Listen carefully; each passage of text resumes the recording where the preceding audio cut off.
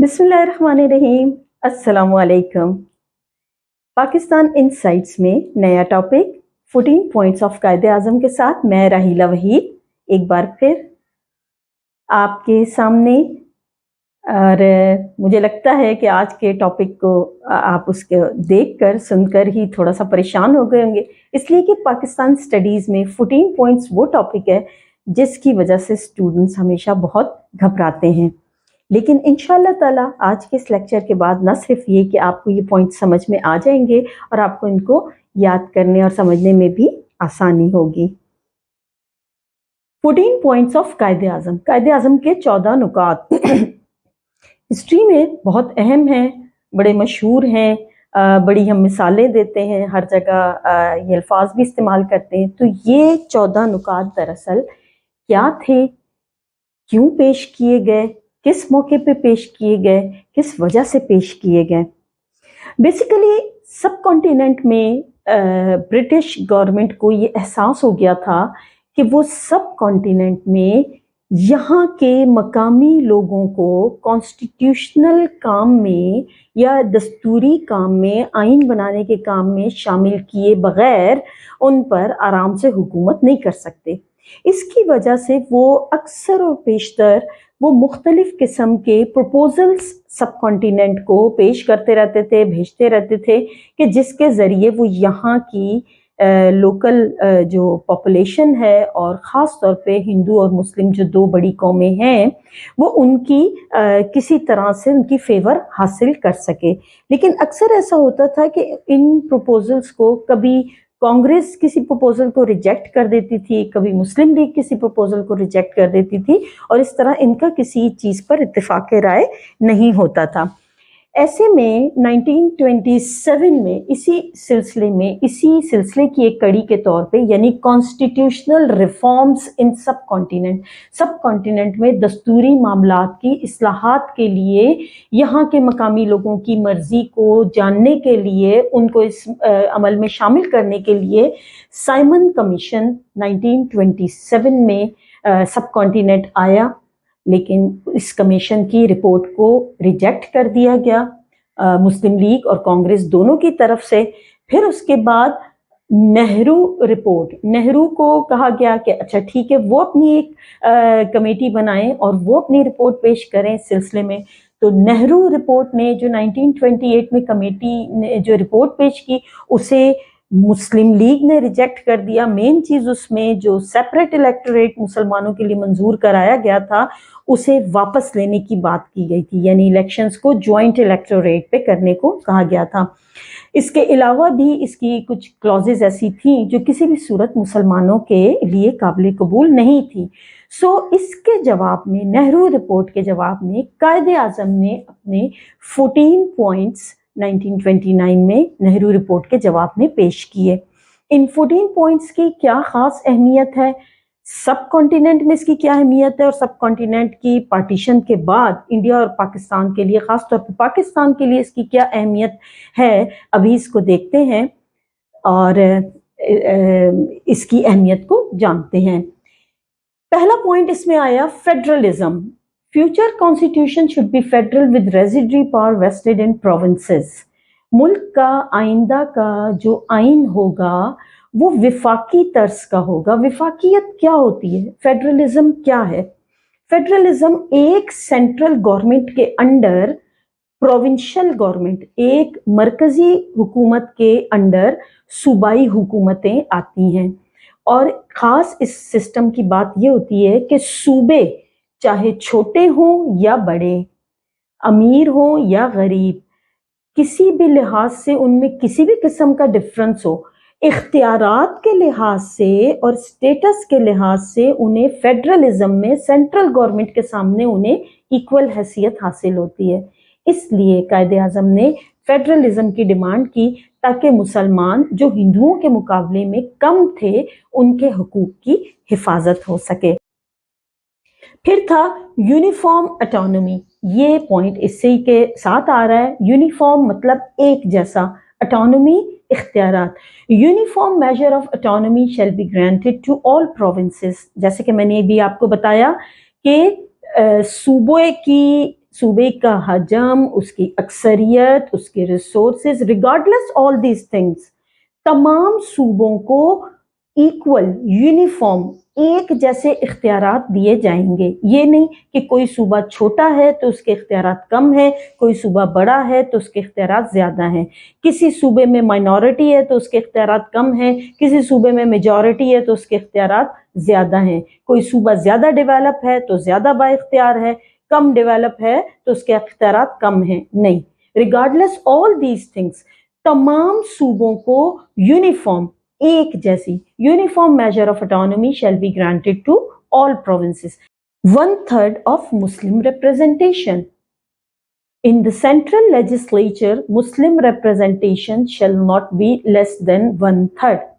देखते हैं ये लेजिस्लेचर क्या है, व्हाट इज लेजिस्लेचर, जिसमें मुसलमानों के लिए कायदे आज़म ने 1/3 नुमाइंदगी मांगी है, जो कि लखनऊ पैक्ट में भी मैंने आपसे इसका जिक्र किया था। लेजिस्लेचर लॉ मेकिंग बॉडी होती है। लेजिस्लेचर वो इदारा होता है जहां पर मुल्क के लिए आइन साजी की जाती है, दस्तूर बनाया जाता है, मुल्क के लिए कानून बनाया जाता है, उस इदारे को कहते हैं लेजिस्लेचर। फेडरलिज्म में एक सेंट्रल लेजिस्लेचर होती है और बाकी प्रोविंशियल लेजिस्लेचर, सूबाई कानून साज इदारे भी होते हैं और विफाकी कानून साज इदारा भी होता है, जिसे हम पार्लियामेंट या असेंबलीज कहते हैं। आज हम अपने मुल्क में लेजिस्लेचर को नेशनल असेंबली और सेनेट के नाम से जानते हैं। सो पार्लियामेंट, लेजिस्लेचर और assemblies are meant for making laws, rules and regulations for the state. So Quaid-e-Azam ने इस इदारे में मुसलमानों की रिप्रेजेंटेशन 1/3 मांगी। वो इसलिए कि देखें, जब तक कोई कम्युनिटी इस इदारे में मौजूद नहीं होगी, लॉ मेकिंग बॉडी में मौजूद नहीं होगी, वो अपने खिलाफ बनने वाले लॉ को, अपने को डिफेंड कैसे करेगी और अपनी फेवर में बनने वाले लॉ मेकिंग प्रोसीजर में कैसे शामिल होगी। मैं और आप असेंबली में जाकर अगर मेहमानों की गैलरी में बैठ जाएं तो हम असेंबली की कार्रवाई को देख तो सकते हैं, हम उसको पसंद या नापसंद भी कर सकते हैं, हम उससे इख्तिलाफ या इत्तेफाक भी कर सकते हैं, लेकिन हम उसमें हिस्सा नहीं ले सकते। क्यों? क्योंकि हम उस असेंबली के मेंबर्स नहीं है। सो कायदे आज़म ने मुसलमानों को मेंबर बनाने की बात की ताकि मुसलमान अपने खिलाफ बनने वाले कवानीन को डिफेंड कर सकें और अपनी फेवर में कवानीन बनाने के लिए लॉ मेकिंग बॉडी का एक 1/3 हिस्सा बन सकें। In the central legislature, Muslim representation shall not be less than 1/3. Election should be held on the basis of separate electorate instead of joint electorate. Nehru report में joint electorate की बात की गई। कायदे आज़म ने मुसलमानों के लिए सेपरेट इलेक्टोरेट को कायम रखने को कहा। सेपरेट इलेक्टोरेट के बारे में मैंने आपको बताया था, जिन इलाकों में मुसलमान कैंडिडेट खड़े हों इलेक्शन में, उनके अगेंस्ट, उनके सामने, उनके मुकाबले में भी कोई मुस्लिम कैंडिडेट ही आएगा। एक मुस्लिम का नॉन मुस्लिम के साथ मुकाबला नहीं होगा। जो सीट्स मुसलमानों के लिए एलोकेट हुई हैं उनके ऊपर कोई नॉन मुस्लिम नहीं आएगा। इसे कहते हैं सेपरेट इलेक्टोरेट, जो कि कायदे आज़म ने यहाँ पर एक मर्तबा फिर डिमांड किया, election should be held on the basis of separate electorate. Territorial readjustment, अब ये पॉइंट थोड़ा सा समझने वाला है। Any territorial readjustment that might at any time be necessary shall not in any way affect the Muslim majority in Eastern Bengal and Western Punjab. देखिए, बंगाल का मशरकी हिस्सा और पंजाब का मगरबी हिस्सा, इनमें मुसलमानों की आबादी ज्यादा थी। कायदे आज़म ने इस ज्यादा आबादी को, इस मेजॉरिटी वाले पार्ट्स को प्रोटेक्शन देने के लिए ये पॉइंट पेश किया कि किसी भी किस्म की इलाकाई रीएडजस्टमेंट, कोई इलाकाई तब्दीली अगर ज़रूरी है भी इंतज़ामी लिहाज से, तो वो किसी भी सूरत बंगाल में, बंगाल के ईस्टर्न हिस्से में, मशरकी हिस्से में और पंजाब के मगरबी हिस्से में जहां मुसलमान मेजॉरिटी में है, इन इलाकों की तरतीब को चेंज नहीं करेगी। किसी भी रीएडजस्टमेंट में ایسی حد بندی نہیں ہوگی جو مسلم میجورٹی کو متاثر کرے. قائد اعظم کا دیا ہوا یہ پوائنٹ مسلمس آبادی کو دیکھیے ایسا تحفظ دیتا ہے کہ بعد میں یعنی 29 میں دیا گیا یہ پوائنٹ 47 میں پارٹیشن کے وقت پاکستان کا میپ بننے میں ہیلپ کرتا ہے، جب ایسٹرن بنگال اور ویسٹرن پنجاب دونوں پاکستان کا حصہ بن جاتے ہیں مسلم میجورٹی کی بیس پہ. سو یہ میجورٹی اس وقت پروٹیکٹ کی گئی تھی قائد اعظم کے اس پوائنٹ کے ذریعے. Full liberty shall be granted to all communities living in subcontinent. دیکھیں قائد اعظم کے 14 پوائنٹس کی خاص بات آپ کو ایک یہ نظر آئے گی کہ اس میں نہ صرف یہ کہ مسلمانوں کے بارے میں بات کی گئی ہے بلکہ اس میں سب کانٹیننٹ میں رہنے والی all communities, all people living in subcontinent کی بات کی گئی ہے. یہی وجہ ہے کہ یہ پوائنٹس نہ صرف مسلمانوں کے لیے قابل قبول تھے بلکہ جو دوسری کمیونٹیز تھیں انہوں نے بھی اس کو خوش دلی سے ایکسیپٹ کیا تھا. Religious Liberty, freedom of speech, propaganda, association, education shall be guaranteed to all people living in subcontinent. Here, separation of Sindh. Sindh should be separated from Bombay Presidency. This is the only point which is learned by all the students. بڑے آرام سے بچے اگر ان سے پوچھا جائے کہ آپ کو 14 points یاد ہیں تو انہیں یہ پوائنٹ ضرور یاد رہتا ہے، Sindh should be separated from Bombay Presidency. اس وقت اگر سندھ بمبئی سے الگ نہ ہوتا تو شاید آج پاکستان کا حصہ نہ ہوتا، اور اگر سندھ پاکستان کا حصہ نہ ہوتا تو پاکستان کی کوسٹل بیلٹ، پاکستان کی اسٹریٹجک امپورٹنس لوکیشن کی، پاکستان کی اکنامک امپورٹنس، ٹریڈ کے پوائنٹ آف ویو سے پاکستان کی امپورٹنس، اس ساری امپورٹنس کو بہت بڑا دھچکا لگا. No bill or resolution shall be passed by any elected body if 3/4 of any community presented in that particular body oppose it. یعنی انڈیا کی کوئی بھی ایسی لیجسلیٹو کونسل یا کوئی بھی قانون ساز ادارہ ایسا بل، ایسی ریزولوشن پاس نہیں کر سکے گا اگر اس ادارے میں موجود 4 میں سے 3 ممبر، کسی بھی کمیونٹی کے 4 میں سے 3 ممبر اگر اس سے اختلاف کر لیں تو پھر وہ بل یا وہ ریزولوشن پاس نہیں ہو سکتی. دیکھیں میں نے آپ کو پہلے بھی یہ بات بتائی تھی کہ قائد اعظم کے پوائنٹس میں خاص بات یہ تھی کہ یہ نہ صرف مسلمانوں کی بات کر رہی ہے بلکہ سب کانٹیننٹ میں موجود تمام کمیونٹیز کی، تمام کمیونل گروپس کی بات کرتی ہے. یہاں اس پوائنٹ میں بھی یہی بات کی جا رہی ہے کہ کوئی بل، کوئی ریزولوشن ایسی کسی بھی قانون ساز ادارے کی طرف سے پاس نہیں ہوگی اگر اس ادارے میں موجود کسی بھی کمیونٹی کے 4 میں سے 3 لوگ اس کی مخالفت کر دیں. Introduction of reforms steps for the betterment, ترقی کے اقدامات، اصلاحات. Reforms should be introduced in NWFP and Balochistan province on the same footing as in other provinces. پورے سب کانٹیننٹ میں ریفارمز ہو رہی تھیں، پل بن رہے تھے، براجز بن رہے تھے، ریلوے لائن بچ رہی تھی، انڈسٹری لگ رہی تھی، ترقی ہو رہی تھی، سوائے NWFP اور بلوچستان کے. ویسے صورتحال آج بھی کچھ زیادہ مختلف نہیں ہے آج کے پاکستان میں، یعنی جو صورتحال 1929 میں قائد اعظم بات کر رہے ہیں وہی 49 میں لیاقت علی خان نے اپنے آبجیکٹو ریزولوشن میں بات کی، اور وہی بات ہم آج 2023 میں بھی کر سکتے ہیں کہ واقعی NWFP یا KP کے اور بلوچستان باقیہ ملک کی بنسبت ترقی کے لحاظ سے کافی پیچھے ہیں.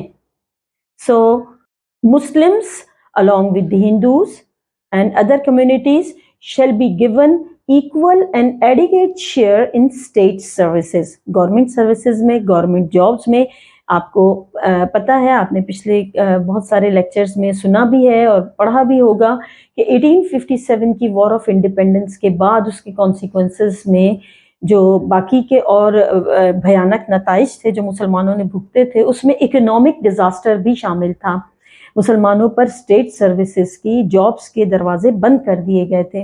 سو قائد اعظم اپنے پوائنٹ میں کہتے ہیں کہ مسلمانوں کو ہندوؤں اور دیگر اقوام کی طرح गवर्नमेंट जॉब्स में, स्टेट सर्विसेज में बराबरी की, मेरिट की बुनियाद पे, काबिलियत की बुनियाद पे स्टेट सर्विसेज में हिस्सा ज़रूर दिया जाए, स्टेट सर्विसेज में उनका शेयर ज़रूर शामिल रखा जाए। Safeguard of Muslim culture, education, language and religion. This is the duty of state.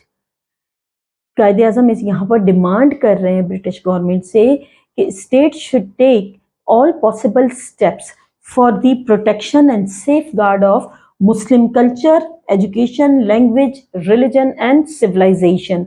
मुसलमानों की तहजीब, मुसलमानों का कल्चर, मुसलमानों की आम जो रोज़मर्रा की ज़िंदगी थी वो निशाने पर ही थी। तो इसके लिए कायदे आज़म ने ये पॉइंट पेश किया था। एक कैबिनेट में वो वज़ीरों की जमात जो हुकूमत को चलाती है उसे कैबिनेट कहते हैं। काबीना में वो सारे वज़रा शामिल होते हैं जो हुकूमत के कामों को चलाते हैं, मुख्तलिफ डिपार्टमेंट्स को चलाते हैं। फिर ये काबीना अगर प्राइम मिनिस्टर की है तो ये उसकी काबीना, पार्लियामेंट्री सिस्टम है तो काबीना प्राइम मिनिस्टर की होती है, प्रेसिडेंशियल सिस्टम है तो कैबिनेट प्रेसिडेंट की होती है। लेकिन बहरहाल मुल्क के मामलात काबीना के जरिए, कैबिनेट के जरिए चलते हैं। सो कायदे आज़म ने लॉ मेकिंग में तो 1/3 मुस्लिम्स कहे, in the central legislature Muslim representation shall not be less than 1/3, मरकजी कानून साज इदारे में मुसलमान 1/3 होंगे। फिर उस कानून की इन्फोर्समेंट में यानी हुकूमत में no cabinet either in centre और इन प्रोविंसेस, यानी ना तो मरकजी काबीना ना ही सूबों की काबीना उस वक्त तक नहीं बन पाएगी जब तक उसमें 1/3 मुस्लिम मिनिस्टर्स शामिल ना हो। So no change in the constitution shall be made by the central legislature without the concurrence of the states constituting Indian Federation. यानी मरकजी कानून साज इदारे की तरफ से आइन में कोई तब्दीली उस वक्त तक नहीं मुमकिन हो सकेगी जब तक इंडियन फेडरेशन को बनाने वाली तमाम स्टेट्स की मर्जी शामिल ना हो। यानी इंडियन स्टेट्स की मर्जी के बगैर मरकजी कानून साज इदारा कानून में, आइन में कोई तब्दीली नहीं कर सकेगा। 14 पॉइंट्स को अच्छे से एक्सप्लेन करने के बाद अब this is the time to conclude the topic. मैं एक मर्तबा आपके सामने इसे इस तरह से पेश करूंगी कि आपको इसे समझने और याद करने में आसानी हो।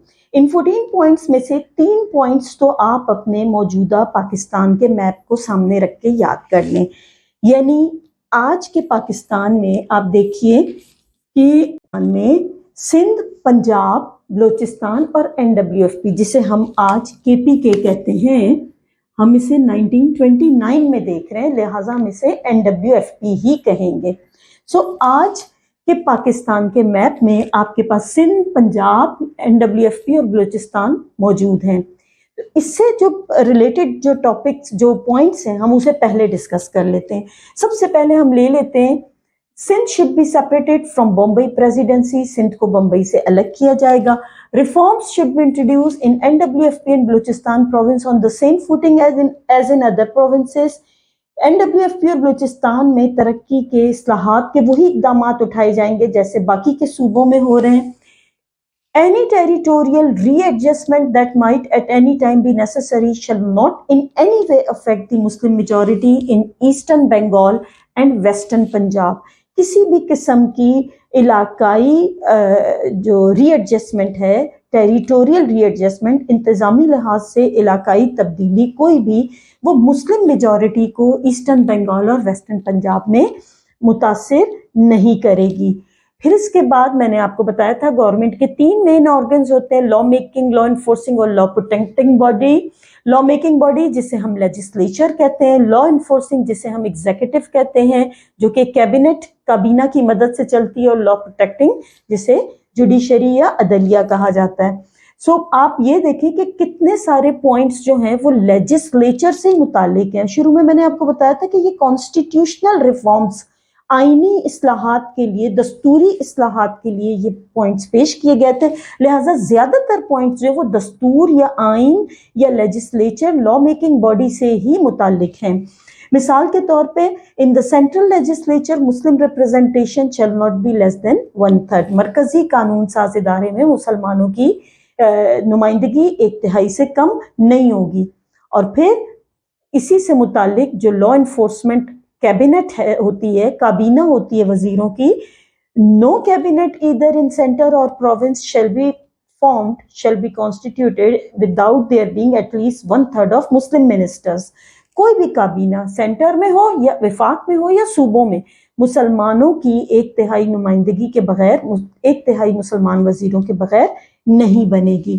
No bill or resolution shall be passed by any legislative council or body if 3/4 of any community presented in that particular body oppose it۔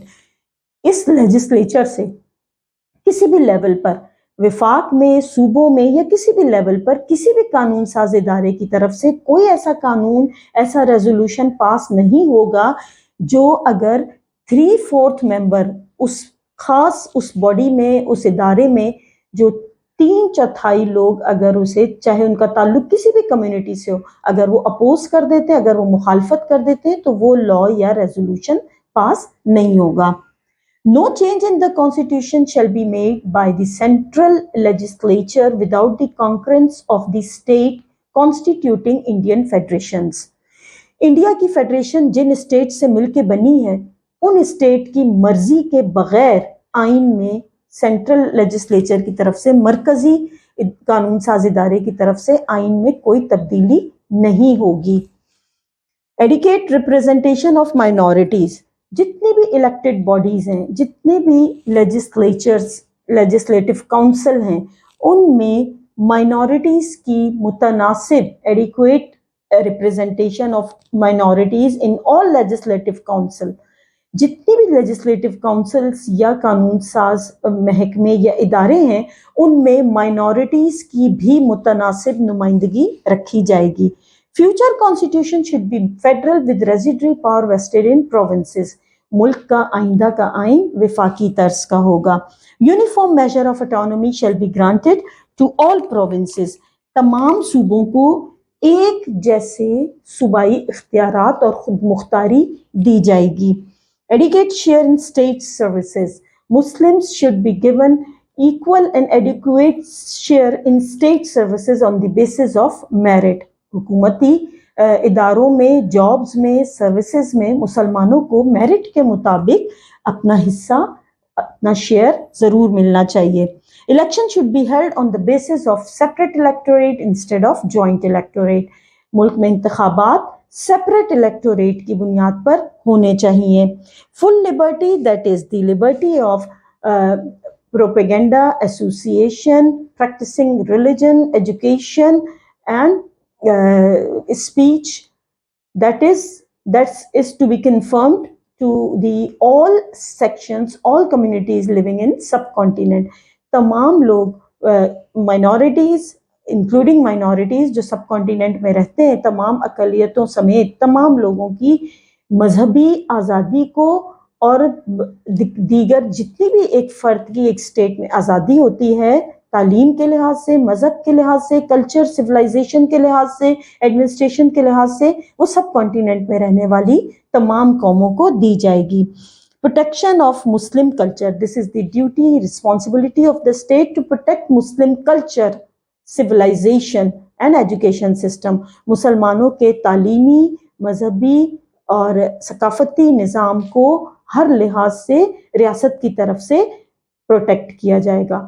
یہ میں نے ایک جسٹ آپ کے سامنے پورے ٹاپک کا رکھ دیا۔ مجھے امید ہے کہ آپ لوگوں کو 14 پوائنٹس اچھے سے سمجھ آ گئے ہوں گے، اور اگر آپ کو یہ لیکچر، یہ ویڈیو پسند آتی ہے تو اسے لائک کریں، شیئر کریں، سبسکرائب کریں، اور مجھے کمنٹ باکس میں ضرور بتائیے ایسا کوئی ٹاپک جس پر آپ چاہتے ہو کہ میں آپ کے لیے ویڈیو اپلوڈ کروں، آپ کے لیے لیکچر اپلوڈ کروں۔ مجھے بہت خوشی ہوگی۔ اپنا بہت سارا خیال رکھیے گا۔ اللہ حافظ۔